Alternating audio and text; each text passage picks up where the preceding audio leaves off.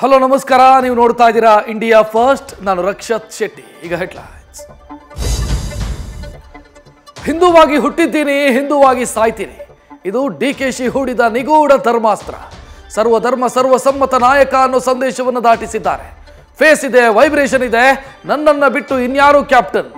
ಕನಕಪುರ ಶಿವತಾಂಡವ ನೃತ್ಯಕ್ಕೆ ಇಡೀ ಹಸ್ತಪಡೆ ನಿಬ್ಬೆರಗಾಗಿದೆ.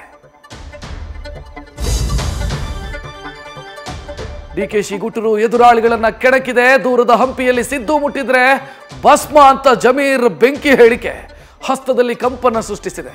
ಹಸ್ತದೊಳಗಿನ ಸಿಂಹಾಸನ ಸಮರದಲ್ಲಿ ದೋಸ್ತಿ ಒಗ್ಗಟ್ಟಿನ ಪ್ರದರ್ಶನಕ್ಕೆ ತಯಾರಿಯಾಗಿದೆ. ಸದನ ಶೂರ ಎಚ್ಡಿಕೆ ಬೊಮ್ಮಾಯಿಯಿಂದ ಪ್ರವಚನ ಆಗಿದೆ.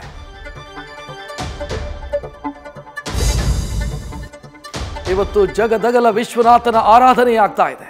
ಕೈಲಾಸವಾಸಿ ಪರಶಿವನ ಧ್ಯಾನಕ್ಕಾಗಿ ಶಿವರಾತ್ರಿಯ ಜಾಗರಣೆಯ ಸಿದ್ಧತೆ ಶುರುವಾಗಿದೆ. ಇತ್ತ ಕಲಬುರಗಿಯ ಆಳಂದ ಪಟ್ಟಣ ಇವತ್ತು ಬೂದಿ ಮುಚ್ಚಿದ ಕೆಂಡದಂತಿತ್ತು. ಸೆಕ್ಷನ್ 144 ಅಡಿಯಲ್ಲಿ ಲಾಡ್ಲೆ ಮಶಾಕ್ ದರ್ಗದ ಆವರಣದಲ್ಲಿನ ಶಿವಲಿಂಗಕ್ಕೆ ಪೂಜೆ ಸಲ್ಲಿಕೆಯಾಯಿತು.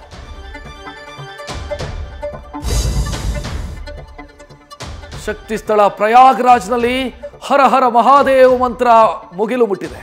45 ದಿನಗಳ ಜಗತ್ತಿನ ಅತಿ ದೊಡ್ಡ ಧರ್ಮಕ್ಷೇತ್ರದ ಜಾತ್ರೆ ಸಂಪನ್ನ ಆಗಿದೆ. ತ್ರಿವೇಣಿ ಸಂಗಮದಲ್ಲಿ ಅರ್ಧ ಭಾರತ ಮಿಂದೆದ್ದು ಪುನೀತವಾಗಿದೆ. ಇನ್ನು 2027ರಲ್ಲಿ ಸಿಂಹಸ್ಥ ಕುಂಭಸ್ಥಾನಕ್ಕೆ ನಾಸಿಕ್ನಲ್ಲಿ ಧರ್ಮಾತಿಥ್ಯ ಸಿಗಲಿದೆ.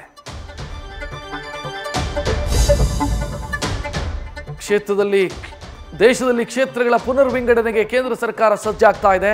ಜನಸಂಖ್ಯೆಯ ಆಧಾರದಲ್ಲಿ ಹೊರಟ್ರೆ ದಕ್ಷಿಣ ರಾಜ್ಯಗಳು ಭವಿಷ್ಯದಲ್ಲಿ ದಾಕ್ಷಿಣ್ಯಕ್ಕೆ ಸಿಲುಕಲಿದೆ. ತಮಿಳುನಾಡು ಮುಖ್ಯಮಂತ್ರಿ ಹೊರಹಾಕಿದ ಆತಂಕಕ್ಕೆ ಗೃಹ ಸಚಿವ ಅಮಿತ್ ಶಾ ಟಕ್ಕರ್ ಕೊಟ್ಟಿದ್ದಾರೆ. ನ್ಯಾಯೋಚಿತ ವಾಗ್ದಾನ ಮಾಡಿದ್ದಾರೆ.